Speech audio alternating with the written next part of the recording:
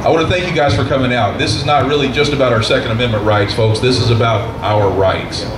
It's not just the Second Amendment. The Second Amendment just allows us to preserve those rights that we were given by our Creator, and makes it really hard for people to take them away from us when we really stand behind that.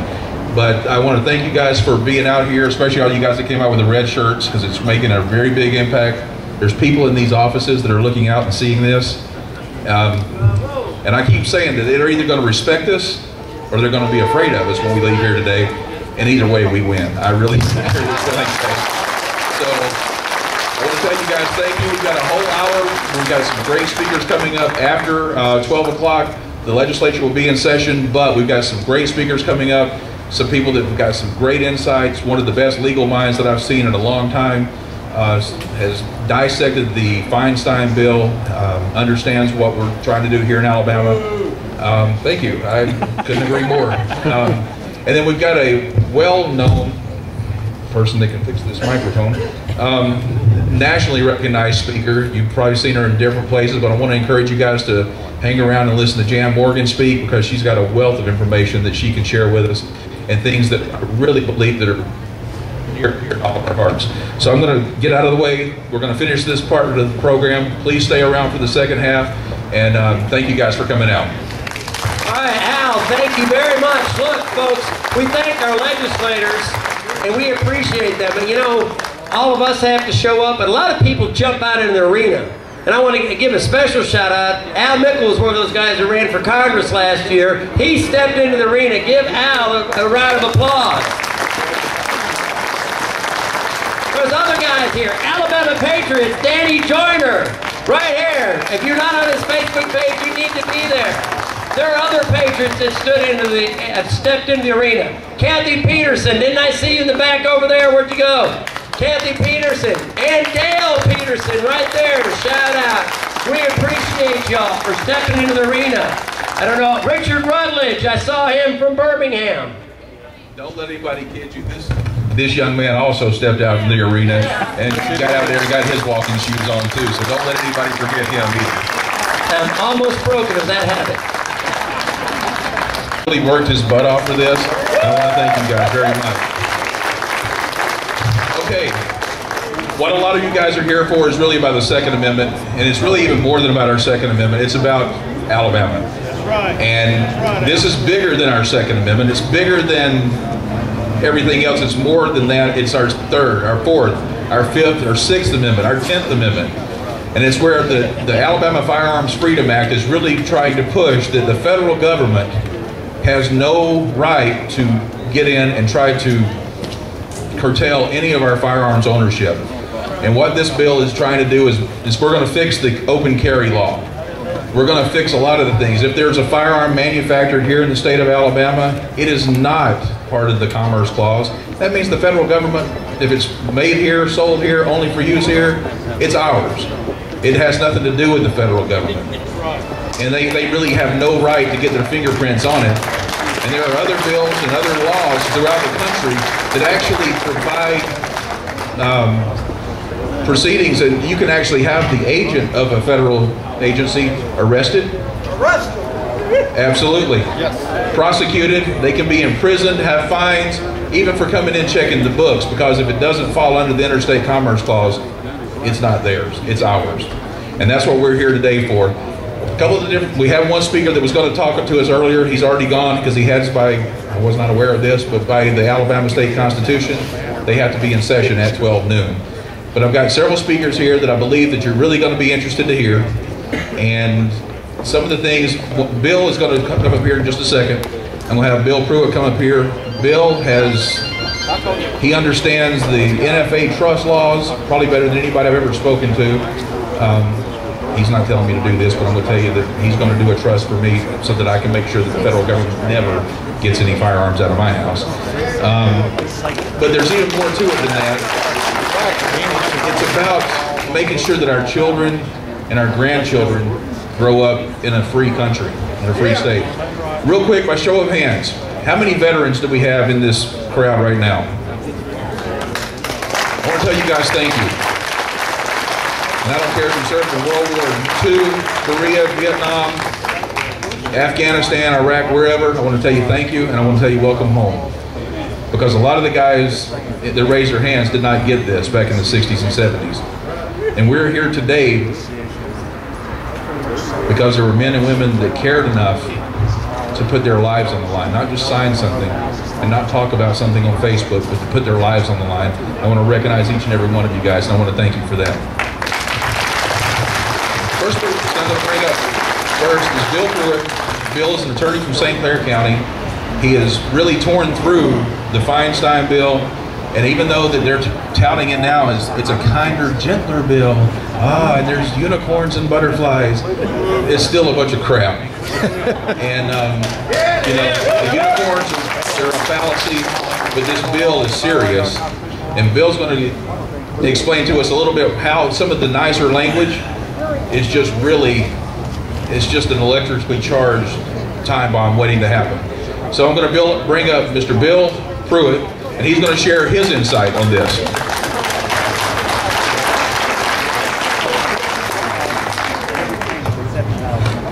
Thank y'all for coming out today. Over the last couple of weeks, I've talked with some of you and watched some of your postings on Facebook and your reasons for being here. And they're kind of varied. Some of you are here because you're concerned about your right and your moral obligation to be able to defend yourselves and your family from those that would do you harm. There's some of you that are here today because you want your grandchildren and your children to be able to inherit your firearms collections when you die. There's some of you that are here today because you're just flat fed up with the good guys being called the bad guys. And there may be some of you here that in your own way that you think that gun control is the solution to some of our problems, and you're here just to see who we are. And I wholeheartedly welcome you because I want you to get to know who we are. I'm going to tell you why I'm here today. I'm here today because I support the members of my home church and churches everywhere to be able to worship God without governmental intrusion, as is guaranteed by the First Amendment. I'm here today because I support my wife's right to vote, guaranteed under the 19th Amendment. I'm here today because I believe that somebody convicted of a crime has a right to due process, as guaranteed under the 5th Amendment. I believe that we have a right to privacy and freedom from unnecessary governmental intrusion under the 4th Amendment.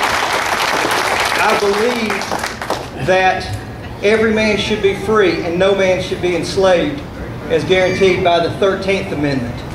But most importantly, I am here today because our founding fathers knew that without the Second Amendment, none of these rights are guaranteed.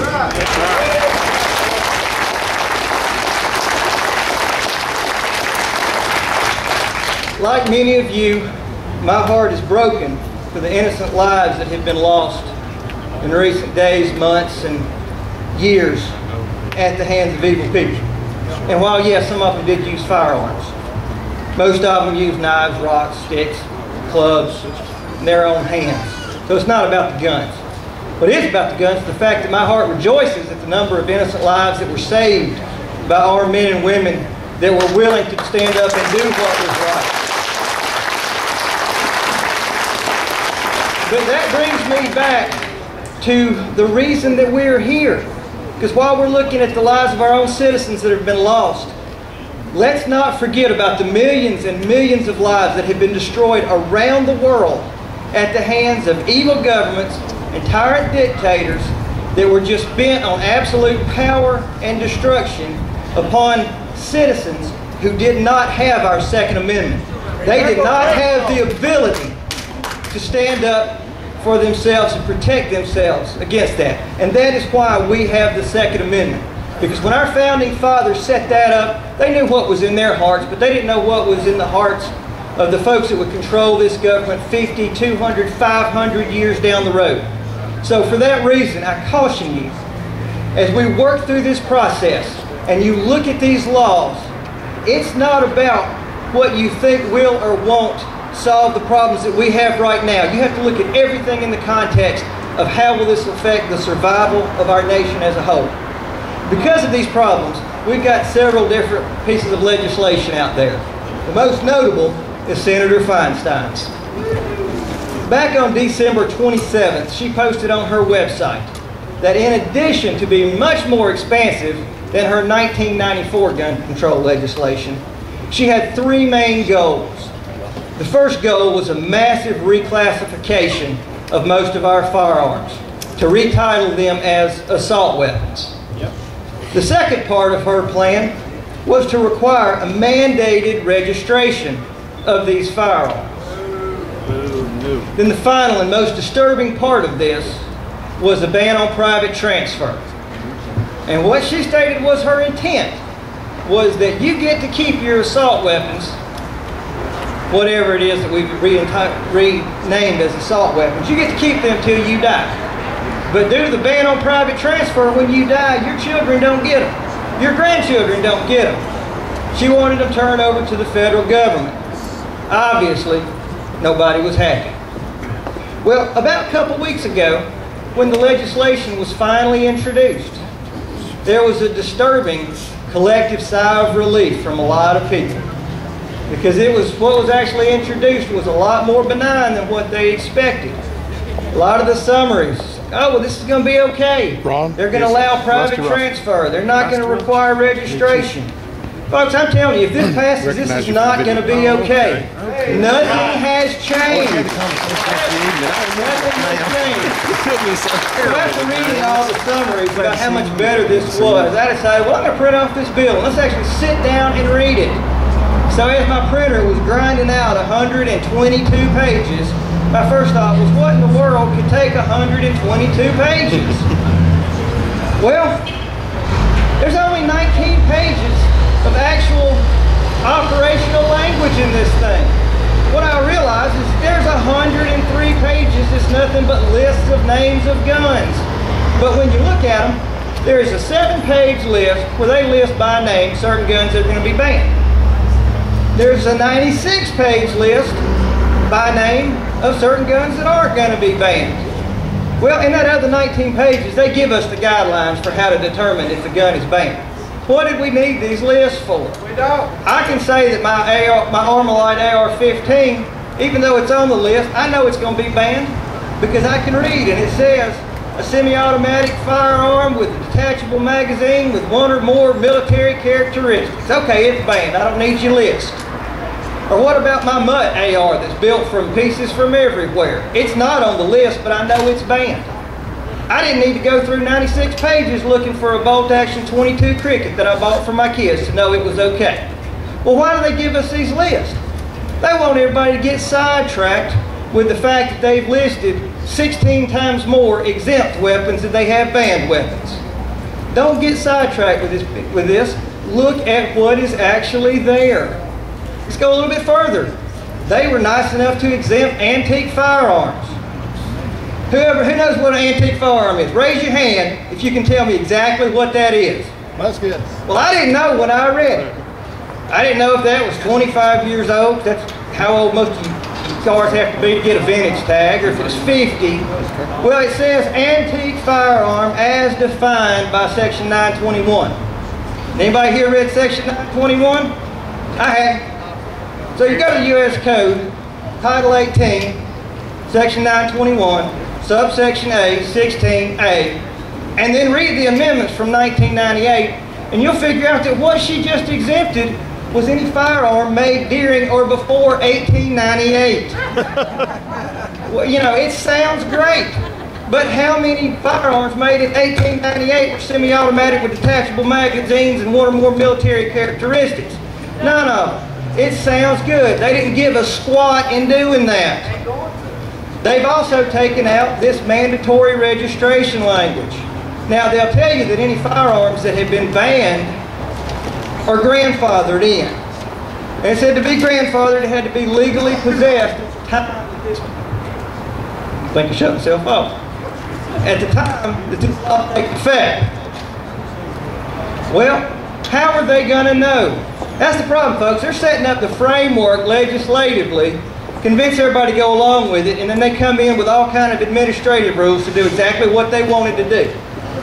They could say any firearm that was legally possessed at the time that the law was enacted, but how are they going to know until they come back and say, oh, by the way, we need you to register those so we know that you're legal.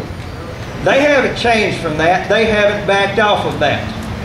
And as far as this registration goes, once you register it, you know, everybody's fired up. It's like, oh, okay, I can leave them to my kids. They're not trying to get rid of private transfer. But let me tell you a secret about this private transfer.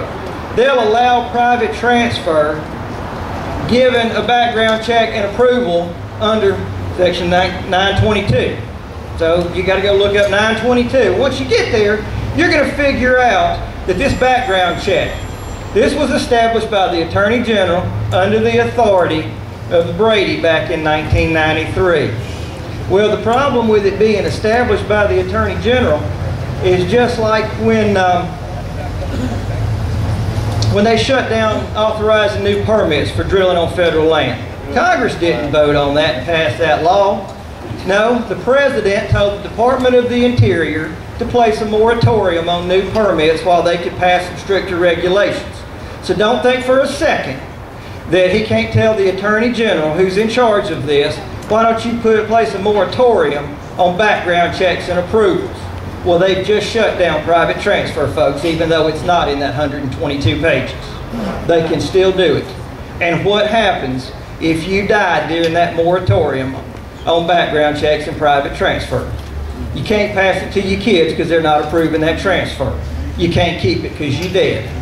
So who's going to get it? We're right back to that confiscation they wanted to start with. You know, there's all kind of other little fluff in here to make us feel good about this. You know, they also leave an exemption where you don't have to have a background check to loan it to somebody to go target shoot at a licensed target shooting facility. What is a licensed target shooting facility? I know my dad's back 40 isn't licensed, so he can't go out there and shoot with my AR. Now, they did go on to tell you, says that for purposes of this section, transfer shall include the gift, the sale, or the loan of any firearm. So if you want to loan your weapon to your daddy, your brother, or your son, they're going to have to get a background check and they're going to have to get approval. Puts us right back where we started. And then there was the other little important thing where she included in there that once this is passed, it shall not expire. This was no 10-year law like the 94 that's going to sunset. There is no sunset provision in this. So what am I telling you with all of this? What I'm telling you is that as you read these summaries, and they make it sound like this is some great compromise and that they have backed off, I'm telling you that nothing has changed. They've just dressed it up. They're trying to sneak it in and set up the framework and then finish it off administratively, which is way too easy. So as you're listening to this, talking to folks, listening to the debate, trying to figure out how do we solve this problem of violence, will gun control work, will it not work? What I'm telling you is that the decisions we make today, the laws we allow our legislators to pass, the freedoms and rights that we elect to give up in an attempt to try and solve a problem that we're not even addressing. These decisions, they don't affect just our survival. They affect our survival as a country. And there is nothing in this that we can't accept, and we do not back down. I encourage you, do not read the summary. Do not listen to the news. Get online, print out the 122 pages, and read it. I've just scratched the surface of what's there. But this is all for show. It's a bunch of smoke and mirrors. The bad stuff is still there. Do not tolerate any of it. That's right. Thank you very much.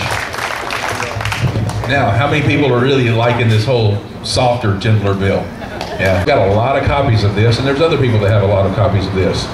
And I'm going to encourage each and every one of you that today, when this event is over, that we don't stop. This isn't about us showing up in Montgomery. It's about us taking back and making our voice heard again. So I want to encourage you guys to take one of these, put your name on it, put your county of residence, maybe an email address or a phone number, and sign it. After this is over, see this nice big white building over here? We have those people that work in there. They're called legislators.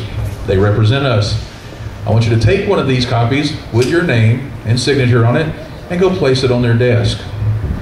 Let them know that we're watching and we want them to actually represent our voice, not just what any lobbyist or what any special interest group is, that they represent us and not the other way around. They don't represent Montgomery to us, they represent us in Montgomery. So I want to encourage each and every one of you to take one of these. I've got plenty of them. Get them until they run out, sign them, and take them to your legislator. Next guy I'm going to bring up here, everybody's heard of Facebook, and I know that you may or you may not be in the Facebook penalty box. I myself live there quite frequently. I think I've got 22 days left on this sentence, and I'm sure I'll be there again pretty quickly after. Anyway, there's a conservative alternative to that. It's called the TeaPartyCommunity.com, and it's designed for people like you. And it's designed for you to get your voice and your message out to like-minded people. It's part of the Restoring America Project, and the Tea Party is the Tribune. I'm going to bring up now the founder of the TeaPartyCommunity.com, and he's going to share how we can advance our conservative message